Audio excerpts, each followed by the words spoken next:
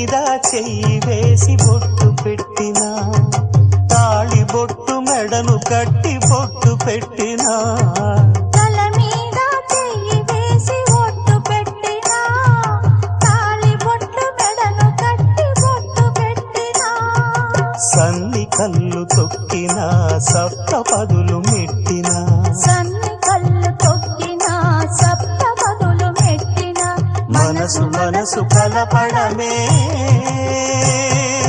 మంత్రం పరమార్థం.